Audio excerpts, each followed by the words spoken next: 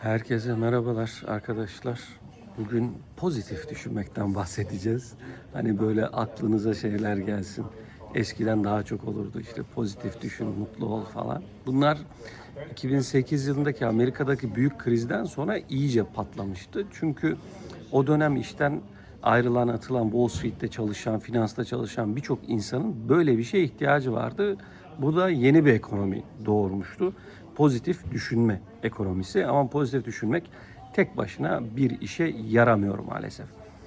Fakat pozitif düşünmek iyidir. Çünkü bunun çıkış noktası şu: beyin ayırt edemez gerçekle yalanı. Bu yüzden siz beyne doğru sinyaller verin. Çıkış noktası buraya kadar okey, ama bu tek başına yetmiyor. Çünkü insan beyninin aslında negatif düşünmeye yönelik bir yapısı var, bir eğilimi var ve bir çeşit entropi var. Yani negatife doğru kendi kendine giden bir süreç yaşıyor insan beyni. Hatta bir düşünün, kendimizden de düşünelim. Şöyle bıraktığımızda böyle olumluya doğru seyreder mi düşüncelerimiz, yoksa olumsuza doğru mu seyreder? İşte genelde olumsuza doğru seyrettiğini hepimiz yaşıyoruz. Kimisinde daha fazladır, kimisinde bu daha azdır. İnsan beyninin bir yapısı bu. Ve insan beyni iyi olan bir şeye çok hızlı alışır, normalleştirir. Kötü olan bir durumu daha uzun sürede normalleştirir. Başımıza gelenlerden şöyle baktığımızda, iyi bir şey yaşadığımız zaman, yeni bir işte bir şey aldık, güzel bir haber aldık. Onun hayatımızda normal hale gelmesi, kötünün normal hale gelmesinden, başımıza gelen kötü bir şeyin normal hale gelmesinden çok daha uzun sürer. Maalesef güzelliklerin hızlıca normalleşmek gibi kötü bir huyu var.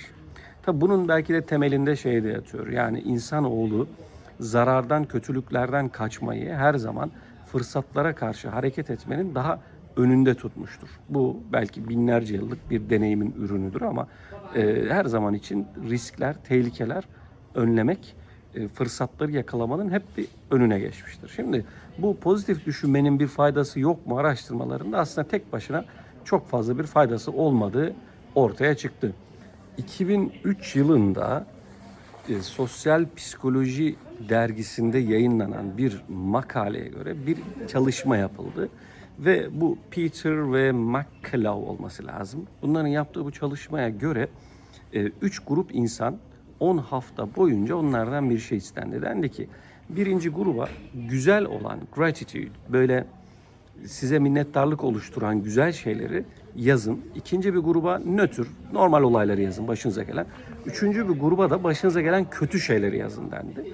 Ve bu 10 haftanın sonunda yapılan çalışmaya göre bunu güzel olan şeyleri, başlarına gelen güzel şeyleri yazan insanların daha mutlu, daha enerjik, daha az stresli olduğu, sorunları daha iyi yönettiği ve dahası fiziksel şikayetlerin de azaldığı ortaya çıktı.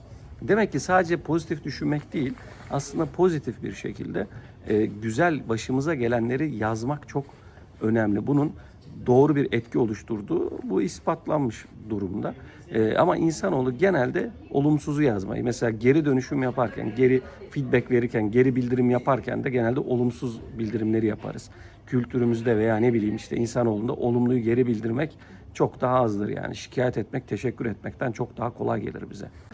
Bu yazma meselesini düzenli olarak yapmak aslında zihnin filtrasyonu değiştiriyor. Yani zihin olayları tartarken böyle güzel şeyler aramaya başlıyor. Bu hem kendi içimizde hem çevremizdeki arkadaşlarımızda, iş arkadaşlarımız için de geçerli. Tabii ki burada toz pembe durumları kastetmiyoruz, ama bir de yazmanın aslında öğrenmekte ikinci bir öğrenmektir yazmak. Öğretmek de mesela bir çeşit öğrenmedir. Yazarak bazı şeyleri kalıcı hale getirebiliyorsunuz. Zihnimize tekrar bunu kodlamış oluyoruz. Burada tabii ki iyi olandan bahsetmek, güzel olana işte şükretmek gibi tabirler bazen yanlış anlaşılıyor. Yani şükretmenin başımıza gelen kötü şeylerle ilgili aman ses çıkarmayalım. Hayır, böyle bir şey değil. Hayatımıza gelen iyi şeyler. Bu çocuğunuz olabilir, sağlıklı olmanız olabilir. Ve burada şöyle bir şey tavsiye ediliyor. Ee, Bir hafta, mesela her hafta sonu oturun. Bu hafta boyunca başıma gelen güzel 3 tane şeyi yazıyorum diye. Bu böyle devam ettiğinde bunun farkı ortaya çıkıyor. Biz şimdi kişisel hayatımızda bunu uygulayabiliriz. Gratitude, yani minnettarlık, yani şükretme, yani elimizdekinden mutlu olma. Bu arada daha çok için çalışmakla engel olan bir durum değil. Bu mutluluğu artıracak, stresi azalacak ve başarıyı artıracak bir durum. Peki bunu şirketlere nasıl uygulayacağız? Şirketlerde de genelde toplantılarda ne kadar teşekkür edilir hiç düşündünüz mü? Bir araya geldiğimizde peki çalıştığımız şirkette, özel hayatımızda, ailemizde, küçük kurumlarımızda nerede olursa olsun minnettarlığı, başımıza gelen güzel şeyleri artırsak, hem bunu içsel hem dışsal olarak yapsak. Örnek veriyorum, ben bugün başıma gelen 3 tane şeyden çok mutlu oldum. Bu beni çok mutlu etti, memnun etti diye her sabah veya haftada bir bunu birbirimizle paylaşsak, şirkette takdir etmeyi, övmeyi demiyorum bakın, yapılan işi takdir etmeyi, olumlu alanları ön plana çıkartmayı, bunu böyle bir kültürü oluştursak şirket içerisinde bunun faydasını bedavadan görürüz. Motivasyonu artırır. Sadece geçici motivasyonu değil, uzun süreli başarıyı da artırır. Çünkü takdir etmek, şikayet etmekten çok daha keyifli. İnanın bana. Kendinize çok iyi bakın. Hoşça kalın.